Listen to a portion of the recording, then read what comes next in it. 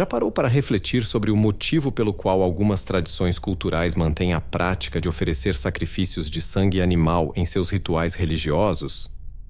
Muitas vezes pensamos que essas ofertas têm como principal objetivo apaziguar entidades negativas, mas há mais a considerar. Vamos aprofundar essa questão. À primeira vista, pode não parecer que há qualquer benefício claro associado ao sacrifício de animais. Quando olhamos para textos antigos, como a Bíblia, observamos que certos seres divinos exigem sacrifícios de gado e ovelhas, que são mortos e depois queimados. A razão por trás desses atos não é imediatamente óbvia. Pode ser que essas entidades vejam os animais como uma forma de alimento ou talvez apreciem a fumaça gerada pela queima. Essa característica não se limita às narrativas bíblicas. Diversas culturas ao redor do mundo compartilham a crença em seres sobrenaturais que demandam sacrifícios como forma de alimento. Nesses contextos, o ato de sacrificar no templo é visto como uma maneira de prover sustento para essas entidades divinas. Um exemplo notável é encontrado na história de Bel e o dragão, um texto apócrifo que expande o livro de Daniel e que, embora não esteja no cânone bíblico principal, faz parte da literatura hebraica influenciada pela tradição grega. Nessa narrativa, os babilônios afirmavam ter um dragão sagrado que consumia o gado e as ovelhas oferecidos em sacrifício. Contudo, a verdade revelada é que o dragão era uma farsa e que eram os sacerdotes que, de fato, consumiam as oferendas. Essa história revela que o sacrifício podia ser manipulado por interesses humanos. Ao considerar o contexto bíblico, observamos que a ideia era que os Elohim se alimentavam de carne de boi e cordeiro, o que justificaria a prática de tantos sacrifícios. No entanto, o sacrifício de sangue carrega também um aspecto sombrio. Ele criava uma escassez artificial, especialmente para as tribos de Israel, que dependiam de suas terras para sobreviver. Em uma sociedade agrícola, o gado era essencial para a alimentação e outras necessidades vitais. Com a obrigação de oferecer os melhores animais em sacrifício, essas tribos ficavam com um estoque reduzido de recursos, que poderia levar a problemas como fome ou escassez criada pela necessidade de pagar tributos a líderes locais ou aos próprios deuses. Portanto, o cenário era o seguinte: os melhores animais, os mais saudáveis e puros, tinham que ser sacrificados a Yahvé. Esses animais não podiam ser usados para aumentar o rebanho ou para a alimentação pessoal. Em vez disso, eram entregues aos sacerdotes para serem sacrificados e consumidos ou queimados como ofertas, com a crença de que Yahvé apreciava a fumaça. Essa prática gerava uma constante insegurança para os agricultores, que eram forçados a entregar suas melhores posses e ficavam com o restante de menor qualidade, para suas próprias necessidades e sustento. Além disso, há um aspecto ainda mais sinistro associado ao sacrifício de sangue em diversas culturas ao redor do mundo.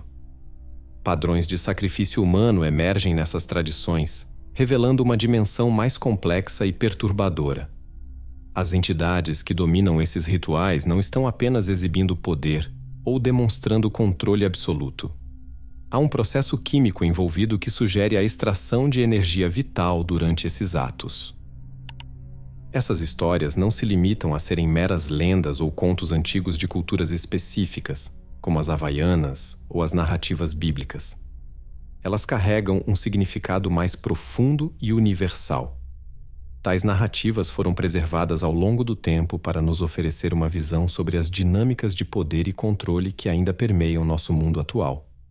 Quando se lê essas antigas histórias de sacrifício, é essencial adotarmos uma perspectiva mais ampla e informada para captar a verdadeira essência de seus significados. Surge então a pergunta sobre se estamos interpretando essas narrativas de maneira correta. Será que as descrições de Deus nas escrituras hebraicas podem, na realidade, se referir a seres poderosos que colonizaram nosso planeta, entidades não humanas que governaram sobre nós? Isso gera uma reflexão sobre a profecia no que os cristãos chamam de Antigo Testamento. Se Jesus e os apóstolos frequentemente se baseiam nas escrituras hebraicas para buscar mensagens proféticas ou esotéricas, como podemos considerar essas mensagens precisas sobre o futuro ou sobre a própria figura de Jesus, se essas histórias não seriam apenas relatos sobre extraterrestres em vez de divindades?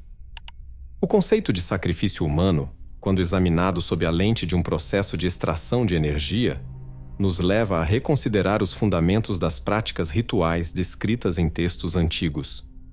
Se essas práticas foram adotadas para alimentar ou satisfazer entidades com necessidades energéticas específicas, isso poderia implicar que as narrativas religiosas podem estar ligadas a eventos que envolvem forças ou seres não humanos. O fato de que essas histórias foram preservadas e amplamente divulgadas sugere que elas desempenham um papel importante na formação de nossa compreensão do mundo e de nosso lugar nele. Elas não são apenas relatos históricos, mas também podem ser reflexões sobre a natureza do poder e da espiritualidade. Esse ponto de vista nos leva a considerar a possibilidade de que o que interpretamos como sacrifício e devoção possa ter uma raiz muito mais pragmática, ligada à dinâmica de poder e controle social. A questão de como os cristãos e outras tradições religiosas interpretam essas narrativas é fundamental para entender a evolução das crenças e práticas ao longo dos séculos. Se os eventos descritos nas escrituras hebraicas e outros textos sagrados estão, de fato, relacionados a interações com seres extraterrestres ou forças não divinas, isso desafiaria as interpretações tradicionais e exigiria uma reavaliação das bases da teologia e da história religiosa. Essa perspectiva também levanta questões sobre a autenticidade e a integridade das profecias contidas no Antigo Testamento. Se as mensagens que Jesus e os apóstolos encontraram nessas escrituras foram influenciadas por narrativas sobre seres não humanos em vez de divindades transcendentais, então o valor dessas mensagens como previsões do futuro ou como revelações sobre a natureza de Jesus e sua missão pode estar em jogo. Você já se perguntou como os antigos profetas hebreus podiam prever o futuro com tanta precisão? Será que essas habilidades de visão remota eram comuns ou estavam reservadas para uns poucos eleitos?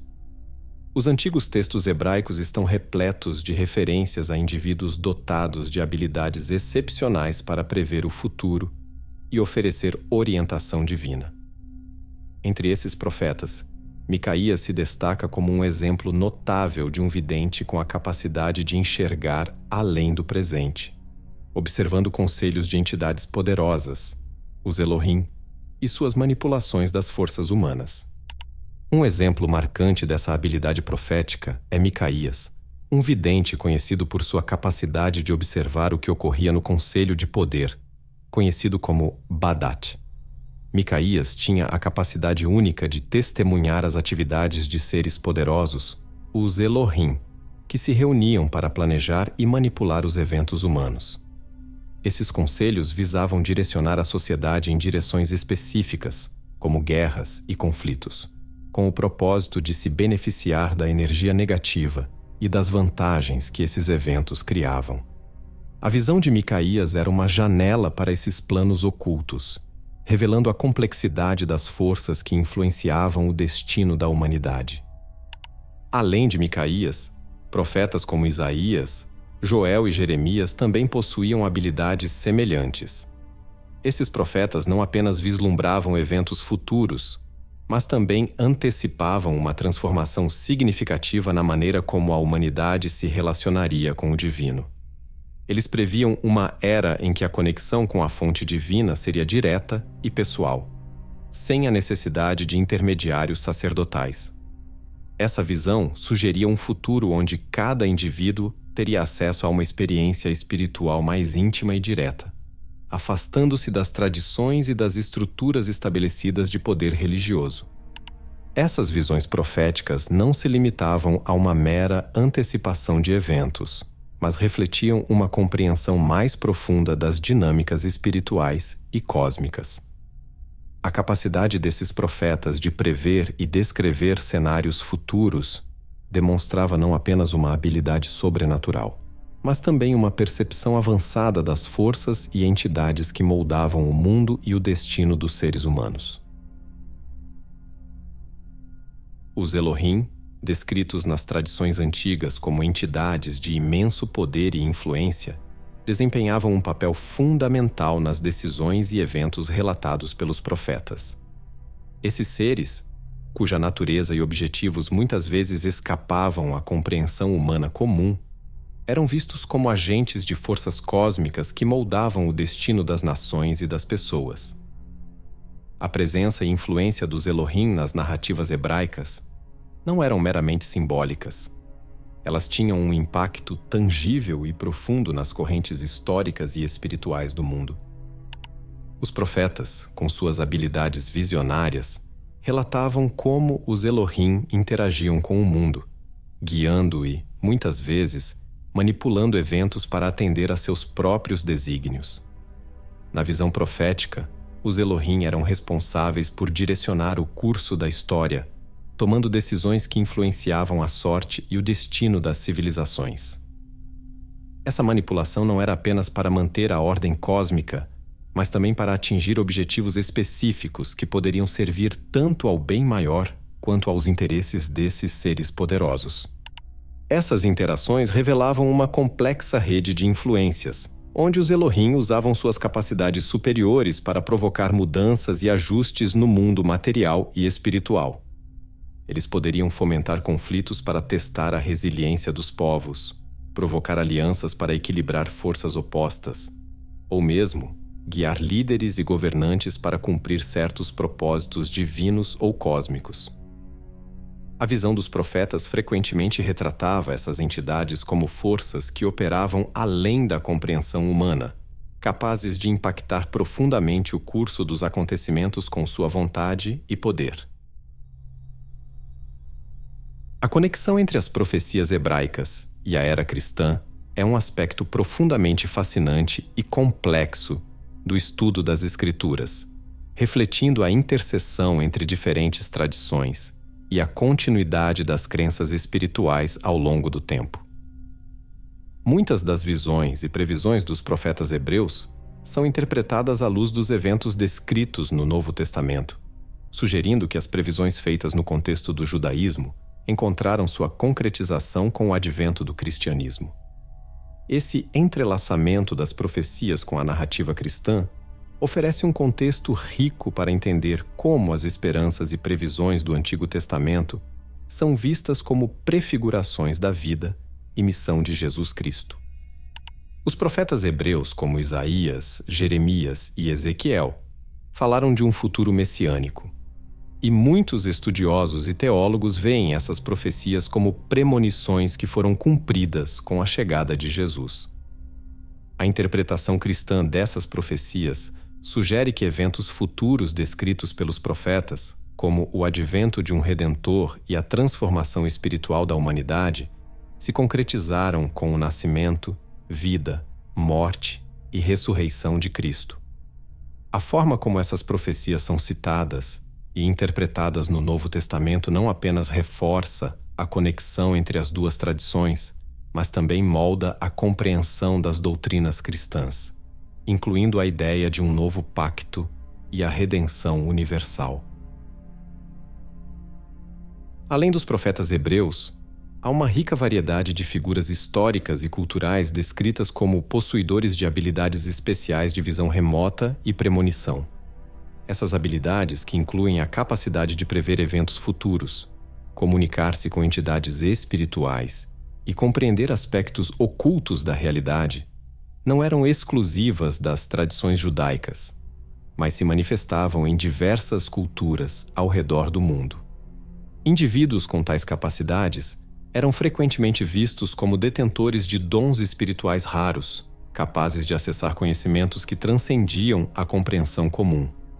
Em muitas culturas, esses indivíduos eram reconhecidos como oráculos, xamãs ou videntes, com a habilidade de acessar dimensões espirituais e obter insights sobre o futuro. Essas capacidades eram valorizadas por sua utilidade prática em prever eventos significativos, orientar decisões e interagir com o mundo espiritual. Em sociedades agrícolas, por exemplo, oráculos e xamãs podiam prever as condições climáticas ou orientar as práticas cerimoniais para garantir uma colheita bem-sucedida. A presença desses indivíduos em várias tradições culturais e espirituais destaca a importância e a universalidade dessas habilidades ao longo da história humana. As habilidades de visão remota e premonição eram vistas como pontes entre o mundo visível e o invisível, oferecendo uma compreensão mais profunda da ordem cósmica e das forças que moldam a vida e a história. A reencarnação, a crença de que a alma retorna a um novo corpo após a morte, é uma ideia que teve uma presença limitada na teologia cristã tradicional. Historicamente, a reencarnação foi amplamente discutida e rejeitada pelos principais concílios da Igreja cristã, que a consideraram uma heresia. A falta de referências explícitas à reencarnação nas escrituras cristãs e o foco nas doutrinas de ressurreição e vida eterna como substitutas diretas contribuíram para a marginalização dessa crença. Em muitos casos, discussões sobre reencarnação foram associadas a seitas e movimentos considerados heréticos pela ortodoxia cristã, que preferia enfatizar a ressurreição final e o julgamento eterno, em vez do ciclo contínuo de renascimento. A filosofia de Platão teve uma influência significativa nas concepções de reencarnação que surgiram na Grécia Antiga e, em menor grau, na tradição cristã. Platão apresentou a reencarnação como um aspecto central de sua visão filosófica, particularmente em diálogos como o Fédon e o Timeu. Para Platão, a alma era imortal e passava por uma série de vidas, experimentando um ciclo de nascimentos e mortes até alcançar a purificação e o conhecimento verdadeiro. A teoria de Platão sugeria que o processo de reencarnação era um meio pelo qual a alma aprendia e evoluía, permitindo-lhe atingir um estado de entendimento superior e conexão com o mundo das ideias. A visão platônica da reencarnação influenciou diversos pensadores e correntes filosóficas, moldando a compreensão da alma e do seu destino. Durante os primeiros séculos do cristianismo, alguns teólogos como Orígenes e Clemente de Alexandria abordaram a questão da reencarnação de maneiras que contrastavam com a visão ortodoxa predominante. Orígenes, um teólogo proeminente do século III, fez referência à reencarnação em seus escritos, sugerindo que a alma passava por múltiplas existências como um caminho para a redenção e purificação. Clemente de Alexandria também explorou a ideia de reencarnação em seus trabalhos, embora sua visão fosse mais complexa e menos sistemática. Esses pensadores enfrentaram considerável oposição e, eventualmente, suas ideias sobre reencarnação foram amplamente rejeitadas pela Igreja Oficial, que estabeleceu a ressurreição e o juízo final como os pilares da vida após a morte. No contexto de Jesus e dos profetas judeus, há debate sobre se a reencarnação é implicitamente referenciada nas Escrituras. Algumas tradições interpretam passagens e ensinamentos de Jesus e dos profetas como alusões a um ciclo contínuo de renascimentos ou a preexistência da alma. Por exemplo, certos trechos do Novo Testamento e do Antigo Testamento podem ser lidos de maneira a sugerir uma concepção mais flexível da vida após a morte. No entanto, essas interpretações não são universalmente aceitas e frequentemente se chocam com a compreensão predominante de ressurreição e vida eterna nas tradições cristãs. A visão de Jesus e dos profetas sobre a reencarnação, se presente, é frequentemente considerada uma interpretação secundária ou simbólica, contrastando com as doutrinas mais estabelecidas de ressurreição e julgamento final. A narrativa da destruição de Sodoma e Gomorra é descrita no livro de Gênesis, capítulos 18 e 19, e é um dos episódios mais dramáticos da Bíblia. De acordo com a história, essas duas cidades, localizadas na região da planície do Jordão, foram destruídas por Deus devido à extrema perversidade e pecado de seus habitantes. Abraão, um patriarca bíblico, intercede por essas cidades, tentando encontrar justos suficientes para evitar a destruição, mas mesmo sua intercessão não consegue salvar as cidades. Eventualmente, 2 anjos visitam Ló, sobrinho de Abraão, para alertá-lo sobre a iminente catástrofe e instruí-lo a escapar com sua família. Sodoma e Gomorra são então destruídas por uma chuva de fogo e enxofre, que consome as cidades e seus habitantes, transformando-as em um símbolo eterno de juízo divino e corrupção moral. A destruição de Sodoma e Gomorra tem sido objeto de especulação e comparação com tecnologias avançadas ou armamentos desconhecidos. Alguns estudiosos e teóricos sugerem que a descrição da destruição, com seu fogo e enxofre, poderia ser paralela a um ataque de armas avançadas ou tecnologias não compreendidas na antiguidade. A ideia é que a descrição bíblica pode refletir um tipo de armamento que, para os tempos antigos, parecia sobrenatural ou incompreensível, mas que poderia ser interpretado como uma forma primitiva de tecnologia militar avançada. Essa perspectiva tenta entender a narrativa à luz de possíveis conhecimentos antigos sobre explosões ou armas de destruição em massa, comparando os relatos bíblicos com conceitos modernos de armamento. El Shaddai, um dos títulos usados para se referir a Deus na Bíblia, é frequentemente traduzido como Deus Todo-Poderoso. No contexto da destruição de Sodoma e Gomorra, a figura de El Shaddai sublinha o poder e a autoridade divina que desencadeiam o evento catastrófico. O título enfatiza a supremacia de Deus sobre toda a criação e sua capacidade de exercer juízo e destruição com um poder absoluto. A destruição das cidades é vista como uma demonstração concreta da justiça e do poder de El Shaddai, que age para erradicar o pecado e a corrupção de forma direta e definitiva. A interpretação do título sugere que a destruição não é apenas um ato de vingança, mas uma manifestação da autoridade divina para preservar a ordem moral e a justiça. A sugestão de que a destruição de Sodoma e Gomorra pode ter envolvido tecnologia sofisticada é uma teoria que tenta reconciliar os relatos bíblicos com conceitos modernos de ciência e tecnologia. Algumas interpretações propõem que o fogo e enxofre descritos na narrativa podem ter sido resultado de algum tipo de explosão ou catástrofe natural que, na ausência de conhecimento científico, foi interpretada como um ato divino. Essa visão não apenas considera a possibilidade de armamentos avançados, mas também especula sobre a existência de tecnologias que poderiam ter sido conhecidas ou usadas por civilizações antigas, mas que foram posteriormente esquecidas ou mal interpretadas. A ideia é que a destruição poderia ter sido causada por um evento de magnitude tecnológica tão grande que os contemporâneos a consideraram um milagre ou um castigo divino. O conceito de espíritos é vasto e varia amplamente entre diferentes culturas e tradições. Em muitas culturas, espíritos são considerados entidades ou forças não físicas que existem além do mundo material. Eles podem ser vistos como manifestações de almas de pessoas falecidas, forças da natureza ou até mesmo aspectos do inconsciente coletivo.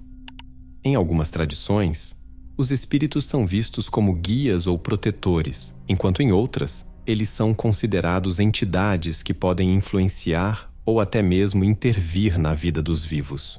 As manifestações dos espíritos podem incluir aparições, comunicações através de médiuns e eventos considerados sobrenaturais. A natureza dos espíritos é frequentemente interpretada de acordo com o contexto cultural e religioso, refletindo as crenças fundamentais sobre a vida, a morte e o universo.